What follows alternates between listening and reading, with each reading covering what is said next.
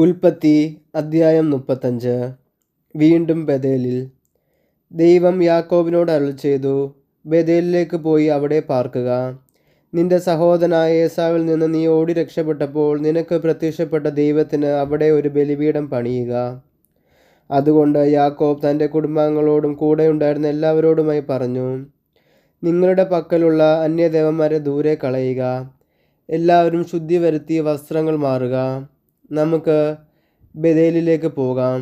എൻ്റെ കഷ്ടപ്പാടിൽ എൻ്റെ പ്രാർത്ഥന ചെവിക്കൊണ്ടവനും ഞാൻ പോയിടത്തെല്ലാം എൻ്റെ കൂടെ ഉണ്ടായിരുന്നവനുമായ ദൈവത്തിന് ഞാൻ അവിടെ ഒരു ബലിപീഠം പണിയും. തങ്ങളുടെ കൈവശം ഉണ്ടായിരുന്ന അന്യദേവ വിഗ്രഹങ്ങളും തങ്ങളുടെ കർണാഭരണങ്ങളും അവർ യാക്കോബിനെ ഏൽപ്പിച്ചു.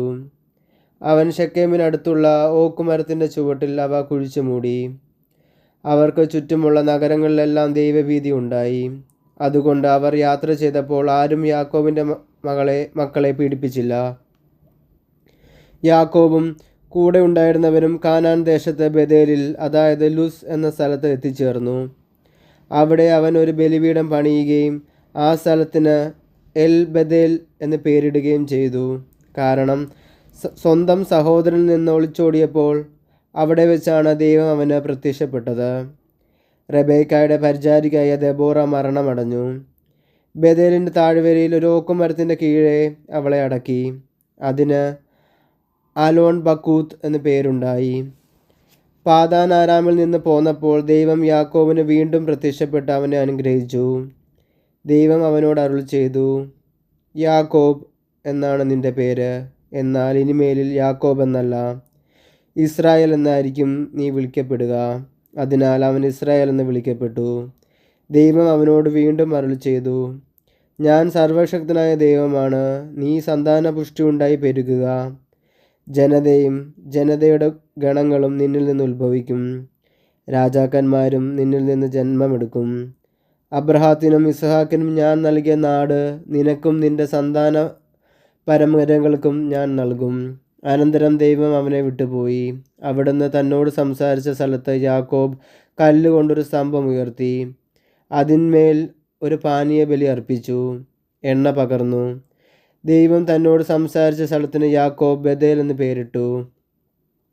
ബേഥേലിൽ നിന്ന് അവർ യാത്ര തുടർന്നു. എഫ്രാത്തായിൽ എത്തുന്നതിന് കുറച്ചു മുമ്പ് റാഹേലിന് പ്രസവവേദന തുടങ്ങി. പ്രസവ ക്ലേശം കഠിനമായപ്പോൾ സുതികർമ്മിണി അവളോട് പറഞ്ഞു, പേടിക്കേണ്ട, നിനക്ക് ഇപ്രാവശ്യം ഒരു പുത്രനെ ലഭിക്കും. എന്നാൽ അവൾ മരിക്കുകയായിരുന്നു. ജീവൻ വേർപെടുന്ന സമയത്ത് അവൾ അവനെ ബെനോനി എന്ന് പേര് വിളിച്ചു. പക്ഷേ അവൻ്റെ പിതാവ് അവന് ബെഞ്ചമിൻ എന്നാണ് പേരിട്ടത്. റാഹേൽ മരിച്ചു. ബെത്ലഹേം എന്നറിയപ്പെടുന്ന എഫ്രാത്തായിലേക്കുള്ള വഴിയിൽ അവളെ അടക്കി. അവളുടെ കല്ലറയിൽ യാക്കോബ് ഒരു സ്തംഭം നാട്ടി. ഇന്നും അത് റാഹേലിൻ്റെ കല്ലറയിലെ സ്മാരക സ്തംഭമായി നിൽക്കുന്നു. ഇസ്രായേൽ യാത്ര തുടർന്ന് ഏദേർ ഗോപുരത്തിനപ്പുറം കൂടാരമടിച്ചു. ഇസ്രായേൽ ആ നാട്ടിൽ പാർത്തിരുന്നപ്പോൾ റൂബൻ തൻ്റെ പിതാവിൻ്റെ ഉപനാരിയായ ബിൽഹയുമൊത്ത് ശയിച്ചു. ഇസ്രായേൽ അതറിയാനിടയായി. യാക്കോബിൻ്റെ പുത്രന്മാർ. യാക്കോബിന് 12 പുത്രന്മാരുണ്ടായിരുന്നു. ലേയയുടെ പുത്രന്മാർ: യാക്കോബിൻ്റെ കടിഞ്ഞൂൽ പുത്രൻ റൂബൻ, ഷിമയോൻ, ലേവി, യൂദ, ഇസാക്കർ, സെബുലൂൺ. റാഹേലിൻ്റെ പുത്രന്മാർ ജോസഫ്, ബെഞ്ചമിൻ. റാഹേലിൻ്റെ പരിചാരികയായ ബിൽഹയുടെ പുത്രന്മാർ ദാൻ, നഫ്താലി. ലേയുടെ പരിചാരികയായ സിൽഫയുടെ പുത്രന്മാർ ഗാദ്, അശേർ. യാക്കോബിന് പാദാനാരാമിൽ വെച്ച് ജനിച്ച മക്കളാണിവർ. ഇസഹാക്കിൻ്റെ മരണം. യാക്കോബ് ഹെബ്രോൺ എന്നറിയപ്പെടുന്ന കിരിയാത്ത് അറബായിലെ മാമ്രയിൽ തൻ്റെ പിതാവായ ഇസ്ഹാക്കിൻ്റെ അടുത്തേക്ക് പോയി. അബ്രഹാമും ഇസ്ഹാക്കും പാർത്തിരുന്നത് അവിടെയാണ്. ഇസ്ഹാക്കിൻ്റെ ആയുഷ്കാലം 150 വർഷമായിരുന്നു. ഇസ്ഹാക്ക് അന്ത്യശ്വാസം വലിച്ചു. വൃദ്ധനായ അവൻ തൻ്റെ ദിവസങ്ങൾ പൂർത്തിയായപ്പോൾ മരിച്ച് സ്വന്തം ജനത്തോട് ചേർന്നു. മക്കളായ ഏസാവും യാക്കോബും അവനെ സംസ്കരിച്ചു.